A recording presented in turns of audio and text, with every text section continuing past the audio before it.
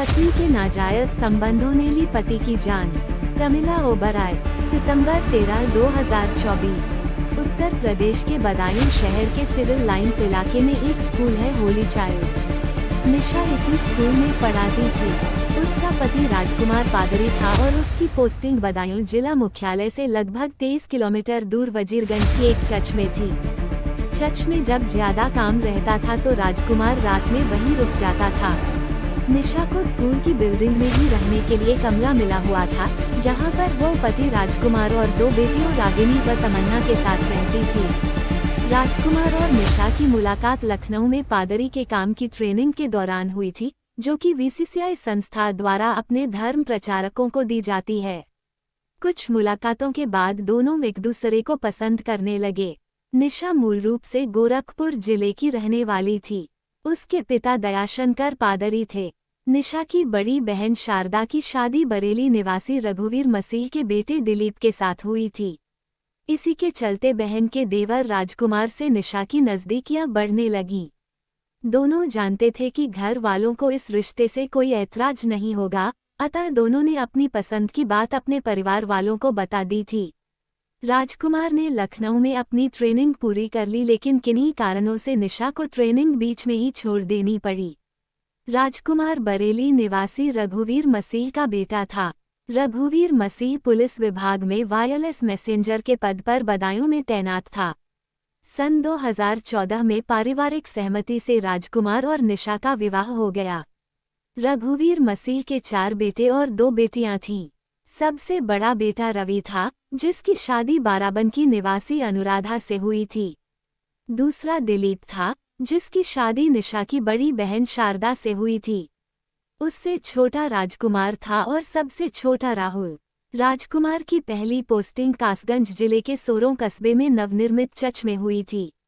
इसी बीच राजकुमार की शादी हो गई और रघुवीर मसीह ने कोशिश करके राजकुमार का तबादला कासगंज से वजीरगंज करवा दिया। शादी के बाद कुछ समय तो अच्छा कटा। राजकुमार की मां आशा मसीह ने नवविवाहिता बहू निशा को हाथों हाथ लिया, पर निशा को राजकुमार के घर का माहौल रास नहीं आया। इसलिए उसने पति से कहा कि वो घर में बैठकर वक्त बर्बाद नहीं करना चाहती। निशा इंटरमीडिएट पास थी और उसकी अंग्रेजी भाषा पर अच्छी पकड़ थी। वह सोचती थी कि किसी भी इंग्लिश स्कूल में उसे नौकरी मिल सकती है।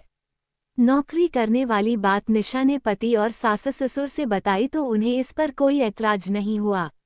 निशा को इजाज़त मिल गई और थोड़ी कोशिश से निशा को होली चाइल्ड स्कूल में नौकरी मिल गई। कालांतर में निशा 2 बेटियों की मां बनी, जिनके नाम रागिनी और तमन्ना रखे गए। अब उनका छोटा सा खुशहाल परिवार था। वे स्कूल परिसर में स्थित कमरे में रहते थे।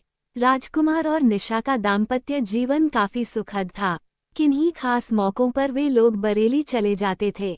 बदलने लगी निशा की सोच। सब कुछ ठीक चल रहा था, पर वक्त कब करवट ले लेगा, इसका आभास किसी को नहीं था। स्कूल की नौकरी करते करते निशा को लगने लगा था कि राजकुमार से शादी करना उसके जीवन की सबसे बड़ी भूल थी। वह अच्छा खासा कमा लेती है। अगर उसने शादी की जल्दबाजी न की होती तो उसे कोई पढ़ा लिखा अच्छा पति मिलता और वह ऐश करती। ऐसे विचार मन में आते ही उसका दिल बेचैन होने लगा। जितना उसे मिला था, उससे उसे संतोष नहीं था। उसकी कुछ ज्यादा पाने की चाहत बढ़ रही थी। कहते हैं, अक्सर ज्यादा पाने की चाह में लोग बहुत कुछ गंवा देते हैं। निशा का भी यही हाल था। अब धीरे धीरे राजकुमार और निशा के जीवन में तल्खियां बढ़ने लगीं। निशा छोटी छोटी बातों को लेकर मीनमेख निकालती और उससे झगड़ा करने की कोशिश करती। सीधे साधे राजकुमार को हैरानी होती थी कि निशा को आखिर हो क्या गया है। एक दिन निशा ने कहा, तुम क्या थोड़ी और पढ़ाई नहीं कर सकते थे? कम से कम मेरी तरह इंटर तो पास कर लेते। पढ़े लिखे होते तो तुम्हारा दिमाग भी खुला होता। मैं ज्यादा पढ़ा लिखा ना सही, पर अपने काम में तो परफेक्ट हूँ। लोगों को अपने धर्म का ज्ञान बेहतर तरीके से देता हूँ। हालांकि मैं केवल हाई स्कूल पास हूँ, लेकिन मैंने ये ठान लिया है कि अपनी बेटियों को खूब पढ़ाऊंगा। राजकुमार बोला, बेटियों की फिक्र तुम छोड़ो, ये सब मुझे सोचना है कि उनके लिए क्या करना है। निशा ने पति की बात काटते हुए कहा। राजकुमार तर्क करके बात बढ़ाना नहीं चाहता था, इसलिए वह पत्नी के पास से उठ गया। दोनों बेटियों को साथ लेकर वह ये सोचकर घर से बाहर निकल गया कि थोड़ी देर में निशा का गुस्सा शांत हो जाएगा। थोड़ी देर बाद जब वह घर पहुंचा तो निशा नॉर्मल हो चुकी थी। राजकुमार ने राहत की सांस ली। निशा ने राजकुमार का खाना लगा दिया। तभी स्कूल का चपरासी 20 वर्षीय अर्जुन आया और वह निशा को चाबियां देते हुए बोला, मैडम, मैंने बाकी ताले बंद कर दिए हैं। आप केवल बाहरी गेट का ताला लगा लेना, मैं घर जा रहा हूँ। अर्जुन, बैठो, चाय पीकर जाना, निशा ने कहा। निशा के कई बार कहने पर अर्जुन कुर्सी पर बैठ गया। अर्जुन बाबा कॉलोनी निवासी ओमेंद्र सिंह का बेटा था। वह स्कूल में चपरासी था और उसका छोटा भाई किरनेश स्कूल के प्रिंसिपल के घर का नौकर था। कुछ देर में निशा चाय बनाकर ले आई। चाय पीकर अर्जुन चला गया, लेकिन राजकुमार के दिल में कुछ खटकने लगा। उसने निशा से कहा, मुझे इस अर्जुन की आदतें कुछ अच्छी नहीं लगती। वैसे भी ये स्कूल का चपरासी है और तुम टीचर, तुम्हें अपने स्टैंडर्ड का ध्यान रखना चाहिए। निशा ने तुनक कर कहा, मैंने ऐसा क्या कर दिया जो तुम मेरे स्टैंडर्ड को कुरेद रहे हो? राजकुमार ने कोई जवाब नहीं दिया। वह बात को बढ़ाना नहीं चाहता था, लेकिन उस दिन के बाद निशा का ध्यान अर्जुन पर टिक गया। जब वह अकेली होती तो अचानक अर्जुन उसके जेहन में आ बैठता। निशा के दिल के दरवाजे पर दस्तक दी अर्जुन ने। कुछ दिनों बाद राजकुमार की तबीयत खराब हो गई। वह कभी भी 2 दिन तक चर्च में ही रुक जाता और बदायूं नहीं आ पाता था।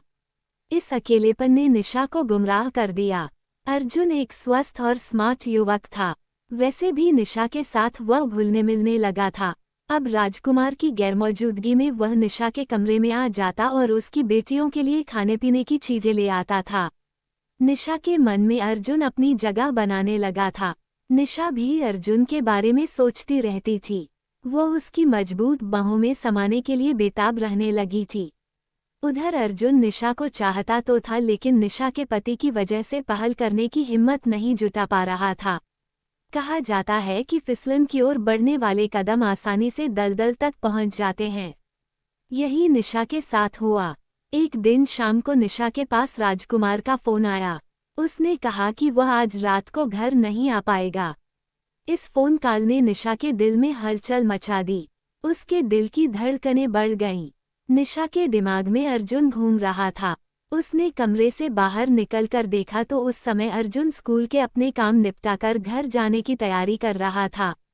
तभी निशा ने उसे आवाज देकर बुलाया, अर्जुन, तुम कमरे में आओ, कुछ बात करनी है। अर्जुन कमरे में आ गया। निशा उसके लिए चाय बना कर ले आई। निशा ने चाय का प्याला उसकी ओर बढ़ाते हुए कहा, अर्जुन, आज रात राजकुमार घर नहीं आएगा। अकेले में मुझे डर लगेगा, तुम आज रात यहीं रुक जाओ, जिससे मेरा भी मन लगा रहेगा। अर्जुन ने गहरी नजर से निशा को देखा। उसे निशा का अंदाज कुछ अजीब सा लगा। उसकी चुप्पी देखकर निशा ने पूछा, कुछ परेशानी है क्या? नहीं मैडम, ऐसी कोई बात नहीं है। मैं सोच रहा हूँ कि अगर साहब को पता चला तो पता नहीं वो मेरे बारे में क्या सोचेंगे। वो तो वैसे भी मुझे पसंद नहीं करते। तुम उनकी चिंता मत करो, तुम्हें मैं तो पसंद करती हूँ न। निशा ने मुस्कुराते हुए कहा तो अर्जुन की भावनाओं में जैसे तूफान उठने लगा। उसने उसी समय जेब से मोबाइल निकाला और अपने घर फोन करके बता दिया कि स्कूल में कुछ काम होने की वजह से वह आज घर नहीं आ पाएगा। इसके बाद अर्जुन उसके कमरे में बैठ गया। निशा ने खाना बनाने की तैयारी शुरू कर दी। तब तक अर्जुन उसके दोनों बच्चों के साथ खेलने लगा। खाना बनने के बाद निशा ने बच्चों को पहले खाना खिलाया और उन्हें सुला दिया। फिर निशा ने अपना और अर्जुन का खाना लगाया। खाना खाते खाते अर्जुन उसके खाने की तारीफ करते हुए बोला, मैडम, आप खाना बहुत अच्छा बनाती हैं। खाना बनाना ही नहीं, मैं बहुत से काम बहुत अच्छे से करती हूँ, कहकर निशा हंसने लगी। फिर उसने एक प्रश्न किया, अर्जुन, तुमने अभी तक शादी क्यों नहीं की? अर्जुन निशा को गौर से देखते हुए बोला, रिश्ते तो कई आए थे मैडम, लेकिन जब से आपको देखा है मेरा इरादा बदल गया है। क्या मतलब? निशा ने चौंकते हुए पूछा। मतलब ये कि मुझे आप जैसी स्मार्ट जीवन साथी की जरूरत है। निशा की चाहत बन गया अर्जुन। अर्जुन की बात सुनकर निशा मन ही मन खुश हुई कि इसका मतलब वो उसे पहले से ही चाहता है। निशा कुछ नहीं बोली बल्कि मुस्कुराने लगी। खाना खाते हुए दोनों इसी तरह की बातें करते रहे। खाना खाने के बाद निशा ने अर्जुन का बिस्तर जमीन पर लगाते हुए कहा कि वह यहाँ आराम कर सकता है। इसके बाद रसोई का काम खत्म करके वह भी आ गई। उसने चटाई बिछाकर अपना बिस्तर भी जमीन पर लगा लिया। धीरे धीरे रात गहराती जा रही थी और वहां भी कुछ ऐसा होने वाला था जो किसी के लिए बर्बादी ला सकता था। निशा की आंखों में नींद नहीं थी। उसने अर्जुन की तरफ देखा तो वह भी करवटें बदल रहा था। उसने पूछा, अर्जुन, नींद नहीं आ रही क्या? हाँ, नींद नहीं आ रही, पर सोच रहा हूँ कि आपके पति तो अक्सर वजीरगंज में ही रुक जाते हैं, फिर आपने आज मुझे यहाँ क्यों रोका है? निशा ने हंसते हुए कहा, तुम क्या सचमुच अनाड़ी हो या अनजान बनने का नाटक कर रहे हो? मैंने तुम्हारी आंखों में कुछ खास देखा था, वही पिछले कई दिनों से मुझे परेशान कर रहा है। अर्जुन, भूख अक्सर दो लोगों को एक दूसरे के करीब ले आती है। यह क्या कह रही हैं आप? अर्जुन बोला, ठीक ही कह रही हूँ, मैं तुमसे प्यार करने लगी हूँ अर्जुन। अर्जुन को जैसे कर्ज सा लगा, पर उसे विश्वास नहीं हो रहा था। निशा ने आगे बढ़कर अर्जुन का हाथ पकड़ा और कहा, डरो मत अर्जुन, मैं सचमुच तुम्हें चाहती हूँ और यह कोई गुनाह नहीं है। मैं अपने पति से तंग आ चुकी हूँ। अर्जुन फिसलन की कगार पर खड़ा था। निशा के स्पर्श से वह दलदल में जा गिरा। शादीशुदा और 2 बच्चों की मां ने उसे एक ऐसे दलदल में खींच लिया जिसके अंदर जाना तो आसान था पर बाहर आने का कोई रास्ता नहीं था। उस दिन के बाद रिश्तों की दिशा और दशा ही बदल गई। अपनी तबाही से बेखबर राजकुमार अगले दिन घर आ गया। राजकुमार की बर्बादी की नींव रखी जा चुकी थी। बीवी ने बेवफाई करने के लिए कमर कस ली थी। अब आए दिन वो पति से झगड़ने लगी। राजकुमार भी महसूस कर रहा था कि स्कूल का चपरासी अर्जुन अब पहले की तरह उसकी इज्जत नहीं करता। एक दिन वह जब वजीरगंज से लौटा तो उसने अर्जुन को कमरे में चारपाई पर पसरा हुआ देखा। ये देखकर राजकुमार का माथा गर्म हो गया। वह बोला, अर्जुन, तुम यहाँ क्या कर रहे हो? लगता है तुम अपनी औकात भूल रहे हो। मेरी गैरमौजूदगी में तुम्हें यहाँ आने की जरूरत नहीं है। उस समय तो अर्जुन वहाँ से चला गया। उसने खुद को अपमानित महसूस किया और तय किया कि राजकुमार को सबक सिखाएगा। राजकुमार के तेवर देखकर निशा भी डर गई थी। राजकुमार ने कहा, निशा, यह अर्जुन मुझे बिल्कुल भी पसंद नहीं है। तुम इससे दूर ही रहो। देखो, मैं सोच रहा हूँ कि अपना तबादला बरेली में ही करा लूँ। पापा भी रिटायर हो गए हैं, अपना मकान भी उन्होंने बना लिया है। फिर तुम्हें भी बरेली में कहीं नौकरी मिल ही जाएगी। देखो, अर्जुन इसी स्कूल में काम करता है। तुम्हारे जाने के बाद वह मार्केट से घर की जरूरत का सामान भी ला देता है। तुम खामख्वाह उस पर गर्म हो रहे थे। देखो, हमें यहाँ कमरा मिला हुआ है। यहाँ कोई परेशानी भी नहीं है। और फिर यह बात तुम जानते हो कि मैं जॉइंट फैमिली में नहीं रह सकती। निशा ने पति को समझाया, इस मामले में मैं घर वालों से बात करूंगा, कहकर राजकुमार बाथरूम चला गया। राजकुमार अनभिज्ञ था पत्नी के संबंधों से। राजकुमार को अभी तक ये पता नहीं था कि अर्जुन और उसकी पत्नी निशा के बीच किस तरह के संबंध हैं। पिछले 6 महीने से वह महसूस कर रहा था कि निशा बदल रही है। कहते हैं कि इश्क और मुश्क छिपाए नहीं छिपता। निशा और अर्जुन के संबंधों की असलियत भी सामने आ ही गई। उस दिन अर्जुन घर जाने ही वाला था कि राजकुमार का पत्नी के पास फोन आ गया कि वह आज रात को घर नहीं आएगा। ये खबर सुनकर निशा खुश हुई। उसने अर्जुन को बुलाकर कहा, आज रात फिर अपनी ही है क्योंकि राजकुमार आज भी नहीं आएगा। ऐसा करो कि तुम नहा धोकर फ्रेश हो जाओ, तब तक मैं तुम्हारे लिए चाय बनाती हूँ। निशा ने गैस पर चाय चढ़ा दी।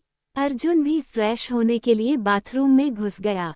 फ्रेश होने के बाद वह निशा के साथ साथ चाय पीने लगा।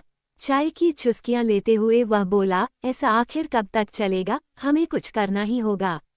हाँ करेंगे, कहते हुए निशा ने कहा, अभी तो इन पलों को जियो जो हमें मिल रहे हैं। इसके बाद दोनों मौजमस्ती में लीन हो गए। अर्जुन इस बात से बेखबर था कि उसने बाहरी गेट बंद नहीं किया था। तभी अचानक दबे पांव राजकुमार वहां आ गया। बीवी को अर्जुन की बाहों में देखकर वह आग बबूला हो गया। उसने अर्जुन की टांग पकड़कर खींची और उसे कई तमाचे जड़ दिए। किसी तरह अर्जुन उसके चंगुल से निकलकर भाग गया। तभी राजकुमार ने कहा कि वह इसकी शिकायत स्कूल से करेगा। अर्जुन के चले जाने के बाद राजकुमार ने निशा को जमकर लताड़ा। निशा उसके पैरों में गिरकर अपनी गलती की माफी मांगने लगी, पर राजकुमार के तेवर सख्त थे। उसने कह दिया कि अब हम यहाँ नहीं रहेंगे। राजकुमार ने पिता को फोन पर सारी बातें बता दी और कहा कि अब हम बरेली में नेकपुर स्थित अपने घर में रहेंगे। पति का फैसला सुनकर निशा परेशान हो गई। वो किसी भी हालत में बदायूं को छोड़ना नहीं चाहती थी, अतः उसने तय कर लिया कि वो पति नाम के इस कांटे को अपनी जिंदगी से उखाड़ फेंकेगी। अगले दिन राजकुमार वजीरगंज चला गया। निशा ने मौका मिलते ही अर्जुन को एकांत में बुलाकर कहा, अगर मुझे चाहते हो तो तुम्हें राजकुमार को रास्ते से हटाना होगा। अर्जुन का दिल तेजी से धड़कने लगा, क्योंकि ऐसा तो उसने कभी सोचा ही नहीं था। उसे चुप देख निशा बोली, हाँ, मैं ठीक ही कह रही हूँ। आज राजकुमार जब घर आएगा तो तुम घर आकर उससे अपनी गलती की माफी मांगना और उसका विश्वास जीतना। इसके आगे क्या करना है मैं बाद में बताऊंगी। अर्जुन ने ऐसा ही किया। राजकुमार जब घर पहुंचा तो अर्जुन उसके घर चला गया। उसे देखते ही राजकुमार उस पर भड़का तो अर्जुन ने उससे अपनी गलती पर अफसोस जताते हुए माफी मांग ली। सीधे साधे राजकुमार ने उसे माफ कर दिया और कहा कि अब वैसे भी हमें यहाँ नहीं रहना है। माफी मांगकर काट दी जीवन की डोर। पर अर्जुन के दिल में राजकुमार के प्रति क्या था, ये बात राजकुमार नहीं जानता था। राजकुमार मौत की दस्तक को सुन ही नहीं पाया था। 15 जून 2019 को अपनी योजना के मुताबिक अर्जुन अपनी बाइक पर आया। उसने राजकुमार से कहा, चलिए मछली लेने चलते हैं। राजकुमार भी माहौल का तनाव कम करना चाहता था। वो अर्जुन को माफ कर चुका था। साजिश से अनजान राजकुमार अर्जुन के साथ बाइक पर बैठ गया। अर्जुन बाइक को इधर उधर घुमाता रहा।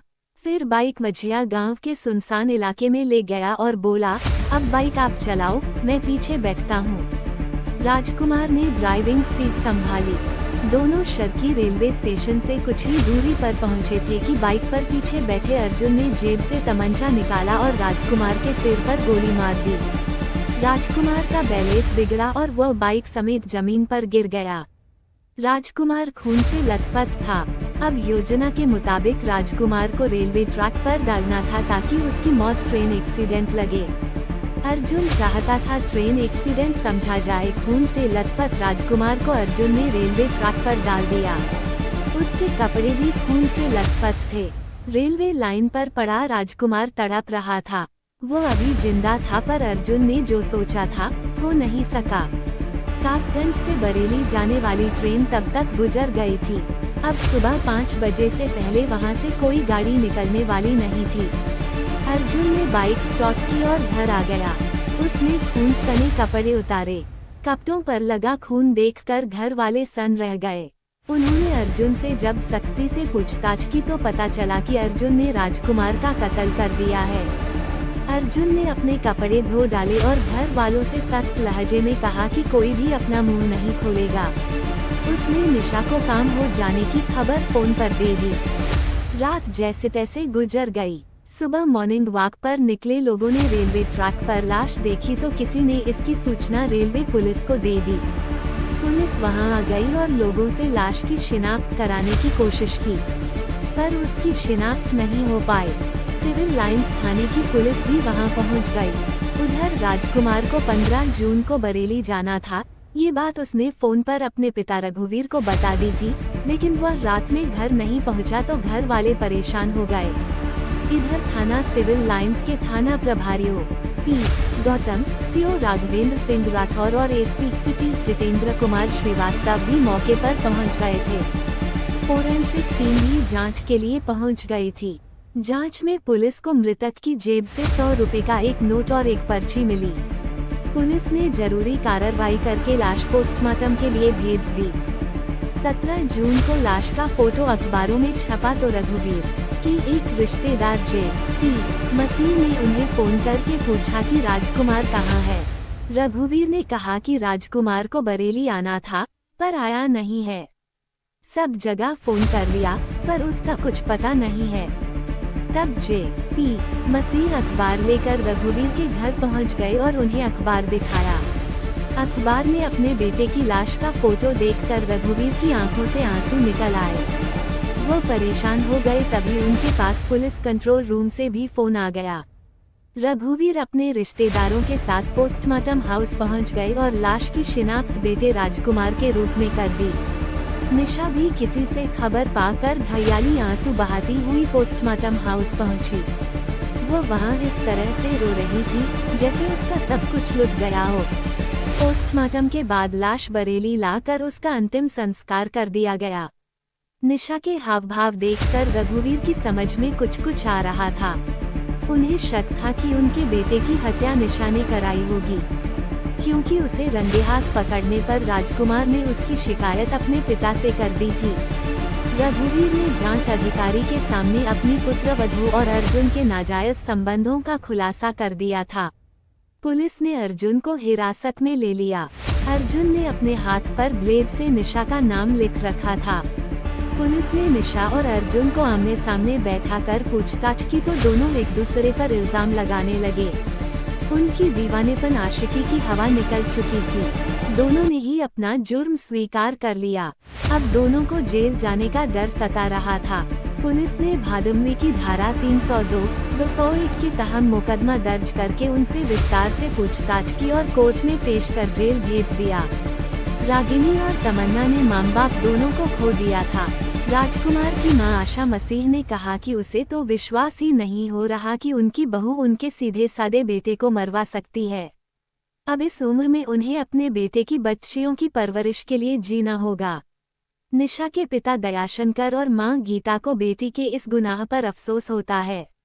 उन्होंने तो कभी कल्पना भी नहीं की थी कि निशा ऐसा भी कर सकती है।